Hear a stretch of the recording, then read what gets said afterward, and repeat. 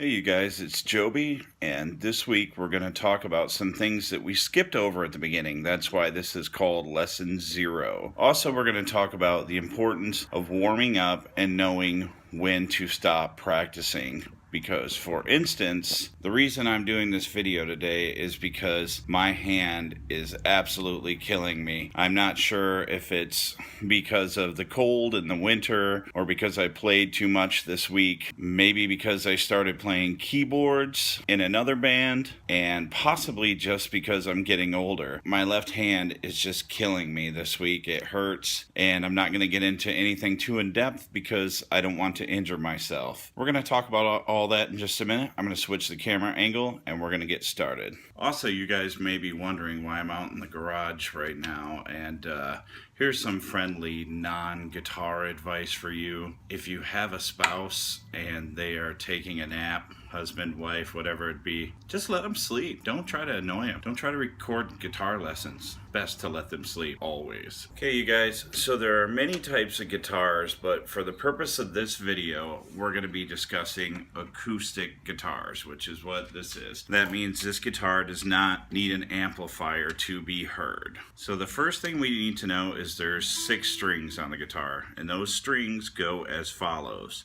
E, A, D, G, B, E. This is your fretboard, and when somebody says to you, play at the 5th fret, you count these little metal bars, the frets, 1, 2, 3, 4, 5, and you play just behind that metal bar. That would be the 5th fret. So if we want to go to the 7th fret, 6, 7, and we're playing just behind the metal bar. You don't play directly on top of it. If you're playing like a fretless instrument, like a violin or a bass, they do play directly on top of where the fret would be. But on a fretted instrument, you don't do that. You play behind the fret. This is the headstock of a guitar, this whole part. These are your tuners or machine heads or keys, many people call them. This is called the nut. And the nut basically keeps the strings in line when they're going up to the tuners. Of course, you have your neck, your body. This is the bridge. This is the bridge saddle, and these are the bridge pins. The bridge pins keep the strings in the bridge, and the saddle is what the strings rest upon. If you hear somebody talking about action, action is how high your strings are above the fretboard. A lower action is easier to play but can cause buzzing. If you hear somebody talking about intonation, intonation is the length of the string from the nut to the bridge saddle, and that has to be accurate for the guitar to play in tune as you move up the neck. This little guy, of course, is a guitar pick. Now, some people prefer very flimsy picks, some people prefer very stiff picks, and then you have people like myself who prefer something in the middle. This is a Dunlop Tortex 73mm, and this pick is fairly stiff, but once it heats up in your hands from holding it, it does lose some of the stiffness and give a little give, and I like to have that little bit of give as well. I used to play with a much softer pick, and I have worked my way up to these over the years. I tried to go beyond this actually. I used, I think it was an 88 or an 80, I don't remember, but I just could not get used to it. It was just too stiff for me. Basically, how you hold a pick, take it in your left hand and hold it just like this so the fat part's at the top, and take your finger and your thumb and just grab it how it feels comfortable, like straight down, pinch straight down, and that's how you want to start out holding your pick. Some people hold it differently. Eddie Van Halen, for instance, uses 2 fingers. I have no idea how he does that. When you look at it, you kind of want it to look like that. I don't know if that's really hard to see. It's a weird angle. The pick should be perpendicular to the way your thumb is, and I kind of lay it right here along the fleshy part of my finger, and that's how you hold a pick, more or less. I mean, just pick it up and grab it, and however it feels comfortable is how you're gonna hold it. I mean, in general, you have downstroking, which means picking downwards, which is kind of your standard thing. Then you have upstrokes, which is like guys that play ska, they do a lot of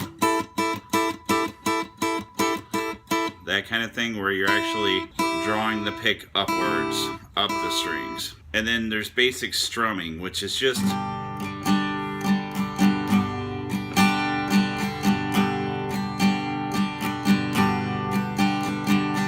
it's a combination of down and up strokes, but really what you're doing is creating rhythms with your right hand. Basically, it's all about feel, creating a feel for the song.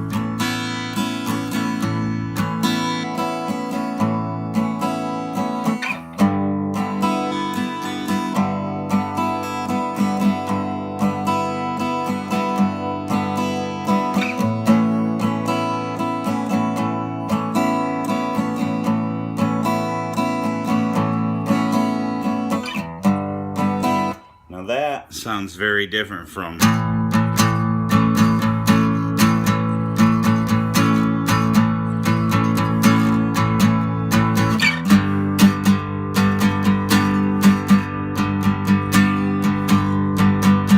and really different if we try to do it all upstrokes and we were like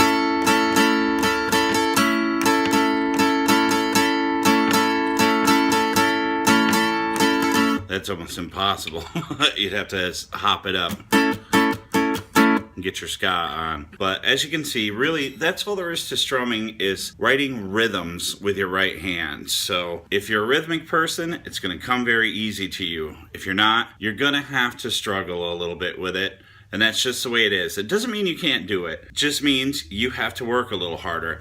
I am not by any means a great guitarist. I am definitely not. I love playing guitar. It's one of my favorite things in the entire world, and I don't know what I would do without it. The other thing I want to talk to that I talked about at the beginning of the video is knowing when to stop. It's very simple, you guys.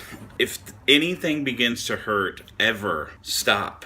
Stop playing right then and there. Give yourself a break. Don't play for a while. It's really great that you're excited. It's awesome that you want to learn, but I would rather have you learn slowly and not injure yourself, you know, and make your wrist hurt, or God forbid you get carpal tunnel, which can happen if you continue to abuse yourself. Just whatever you do, don't continue to play if you are feeling pain.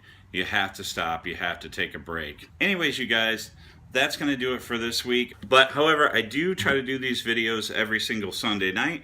So if you'd like to know about it, hit the subscribe button. If you could do me a favor, click on the like button. When you click like and you click subscribe and you leave comments, it pushes my video out to more people on YouTube.